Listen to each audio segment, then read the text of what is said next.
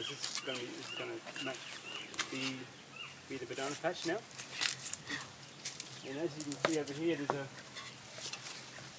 a banana that's grown, and the bunches are just small and runty, and not much is really going on. So this area, to get some good functional bananas again, some really healthy big bunches, we're going to have to do some input, some energy to make it happen. And yeah, the best thing we can do is make a mulch pit for them. So pretty much making a ring of bananas, and in the center of the bananas, we're going to dig the soil out and make a compost, pretty much like a mulch pit, a compost pile within a ring of bananas.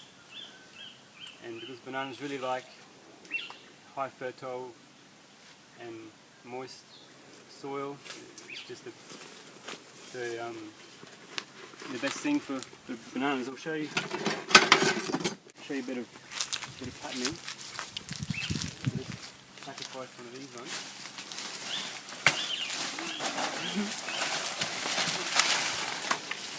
You see the pattern of a banana is a ring. There's a series of rings, and the most concentrated, its life core is in the center. So we can apply that pattern in growing the banana. And as you can see, that's the way it wants to grow. So if we plant the bananas in that same pattern, we're going to be a sure success, sort of pattern recognition and application there. Got the slope here, so if we can, in a way, leave the top side of the banana circle open, so any moisture that does flow down the slope in the wet season can be absorbed into the centre. Yeah, just to give that bit of passive irrigation absorption. Yeah, modern science has actually synthesized 52 antibiotics from the banana tree, which is the basics for the antibiotics. Why go to the chemist when you can go to the source? So, and there's tannins in this too as well, so if you've got an open wound, you can clean it out really good, put that juice on it, draws the skin to itself, and forms a band-aid that won't let any other bacteria in there. One banana tree will make one pair of sandals because it's fiber, water suction fiber to the core. The core is actually edible, but you don't, the banana tree only produces one stalk per lifetime, and you don't eat the core out of that one because all the energy is gone into the banana. So it's when you're thinning, like even these, if you thin them out, we could eat the cores of these. As far as more medicinal value in the core, I don't think so. It's more in the juice. Yeah, you can thatch with the leaves. If you need pure water, or even if you're doing a fast, cut the banana tree down like this. Find one that's about this big around, cut it down like this. Carve out with a bowl out of there with your knife. Just pull it out. Walk away for 15 minutes. That'll fill with water. That's full of antibiotics. It tastes really nice. Just get a straw, like a pumpkin, hollow pumpkin stem, and drink that out. And then go away, and it'll fill up, and keep doing that for a few days, even up to a week if it's big enough. It just keeps pulling the water out of the earth. It's a great fire break. So if you're in country like this, fire break is really important.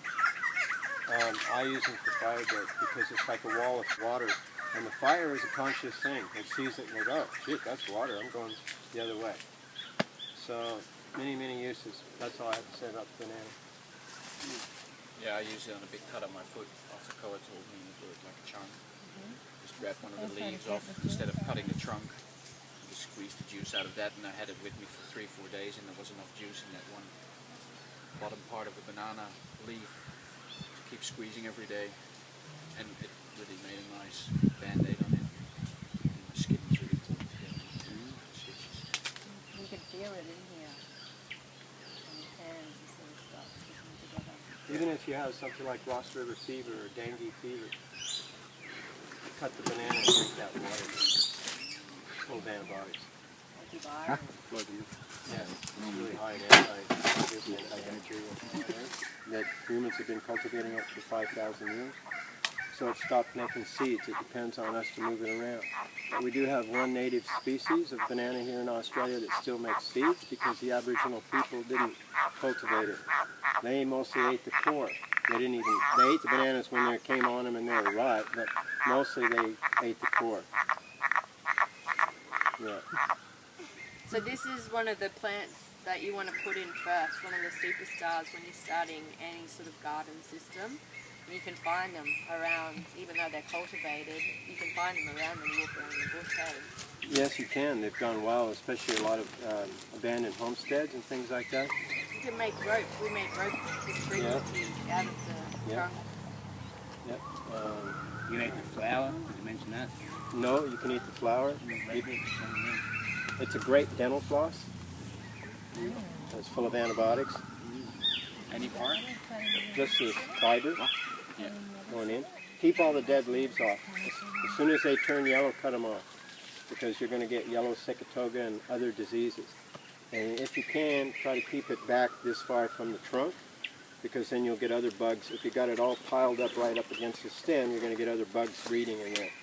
And they're going to eat your bananas and make it hard on them. It'll make your bananas look like that. Yeah.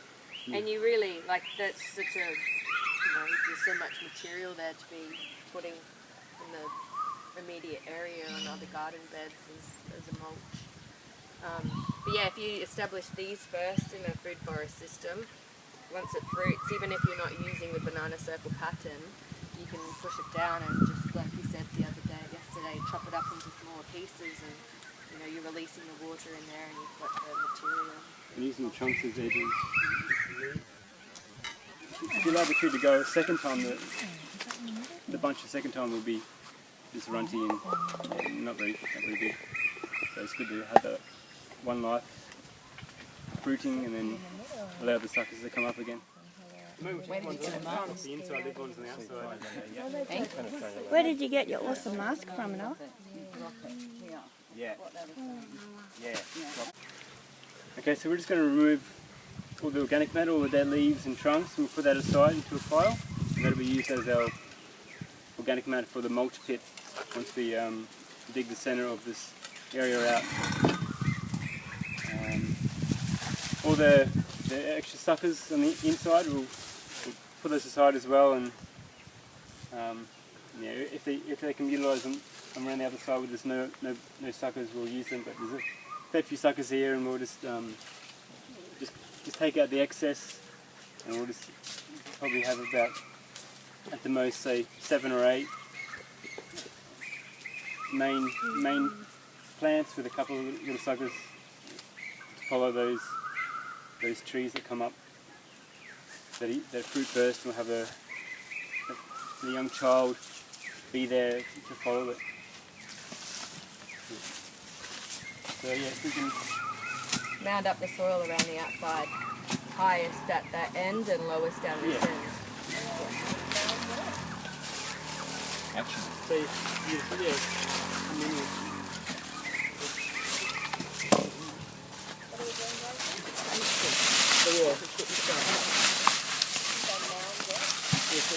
Yeah, the water's going to travel this way, so we'll have an opening there. And we'll have it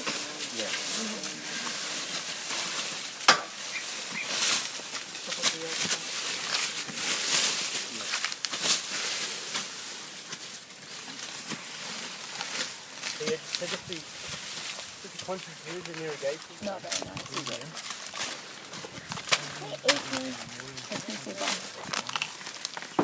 What are you eating? It's in there somewhere. We'll find it.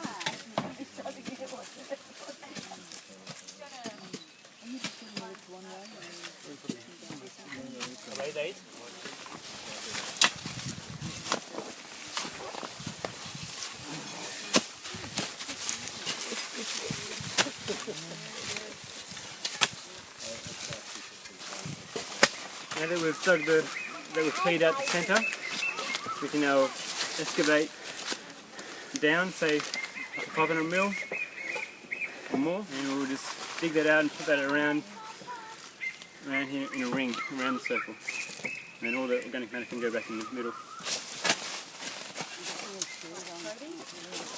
Oh, goodness.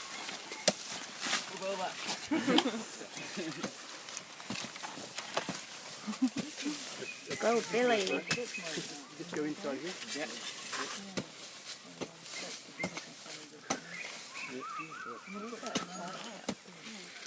Irrigation.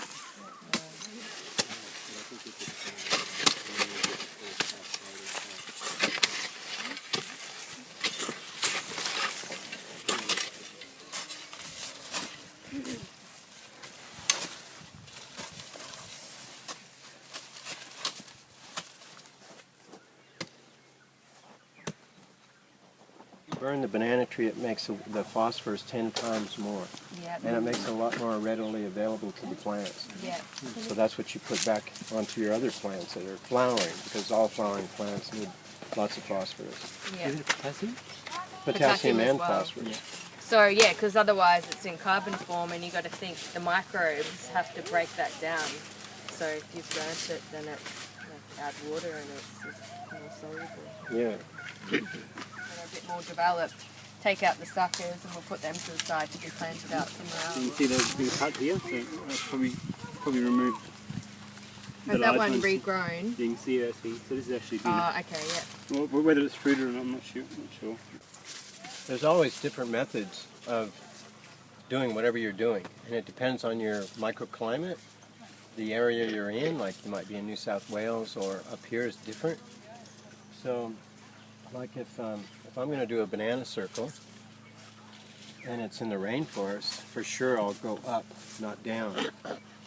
Instead of digging that pit in the center to put your compost in, I build from the ground up, and so I'll take out some of the banana trees, thin them out, use those trunks to make a wall around your banana circle, and then fill that up with compost, and that'll do the same thing, feeding them, and in that way you don't disturb the microorganisms, because all the different microorganisms are specific to the level of soil they're in. So if you go down in and turn that soil up, they've got to all reestablish themselves, all these little tiny bugs. So that's the main reason not to dig. So every chance I get, I don't dig.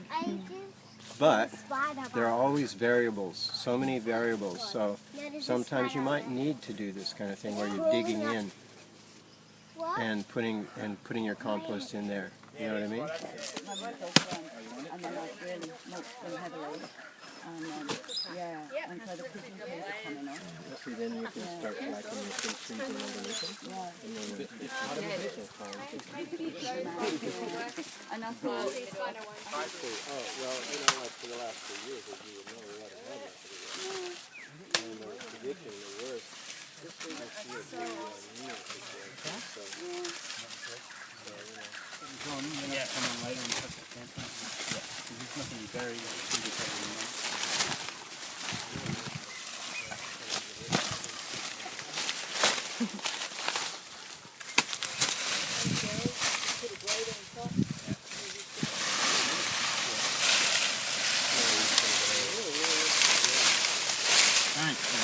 Which is a big thing here, like you have to really mind up with the nutmeg, avocados. Where that piece of fencing was there? Damn. so what we're doing is carving a bowl out of the banana tree here, When you fix that though, Blake, I would go and so that, and when I pull this core out, it'll fill with water. And that water is delicious, and it's got lots of antibiotics in it, which are really good for you, and it's pure. So if you're walking through the bush and you don't trust the creek that you're walking up or something, and you come across a native banana or an old homestead that bananas are still going, this is how you can get pure water.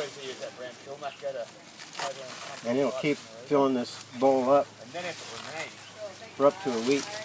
I'd get a joiner with a feed, and I'd put a rise into a pattern. Flood it, you know what I mean? And you got to cut it out, I don't know where you need it.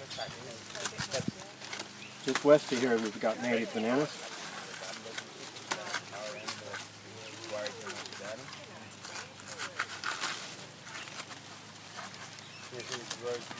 Is it a little bit smaller than what you would ideally want to use? Yeah. I would normally choose a trunk, but these bananas have been really neglected, so I would choose a trunk like that.